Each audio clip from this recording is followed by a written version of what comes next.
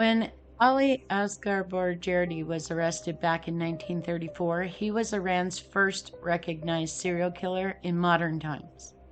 He would usually use the same means to lure his victims. He had a tray with him and would fill it with several meals worth of cooked okra. He would then walk into the back alley of the city's markets and crowded areas where homeless children begged their survival. He would announce he had brought food. Street children would gather around him and take some okra in their unclean hands. He always had a large pot with him, and people assumed it contained the equipment needed to cook okra dishes. He would select a victim, usually a young boy, and as he kept the child behind, he would rape and then kill the boy. He occasionally killed adult males, usually disabled men. No one would miss them, Asghar believed. If you met Asghar while he was involved in his killing spree, you wouldn't notice a thing amiss, investigators would say. He was always calm, just cooking pots of okra to sell on the street. In the meantime, police were making horrific finds. The headless bodies of young and teenage boys dumped into the wells around Tehran or dumped in the southeast part of the city. Police in Tehran had already found 7, when police officials in Baghdad announced that they had found 25 similar murders. The murders there seemed to have stopped, with none in the previous 2 months. And that is because Asghar had returned to his home country in Iran. Police in Tehran set up quietly around the wells and around Dalat Abad fort.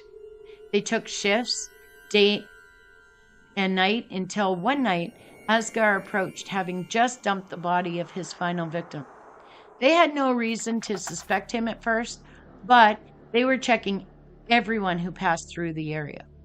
When police opened the lid on his okra pot, they found bloody clothes, a killing weapon that's not otherwise described, and a bloody knife. When he was arrested, he denies everything, but eventually he would begin to talk. He confessed to 33 murders, but before the investigation concluded, police would suspect him of several more. He was brought to trial quickly for the murders in Tehran just 4 months after his arrest. By then, the media was calling him Asghar Qatal, Asghar the Killer. He would tell the court that each of the people he killed was a bad person.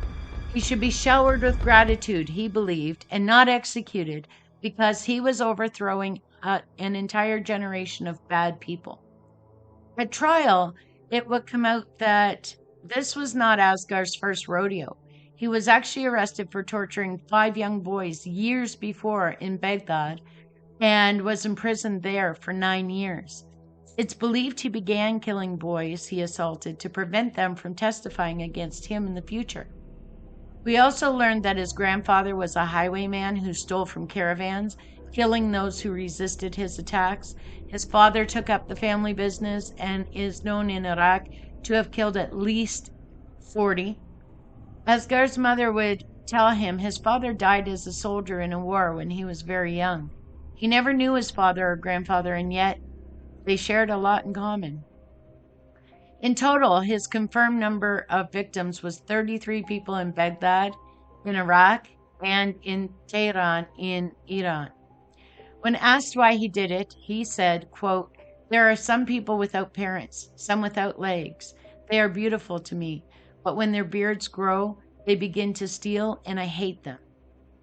They become the enemies of the country, and that is why I kill them." End quote. He was hanged publicly in June 1934, a calm man the entire time. He would break down before having the noose set over his head.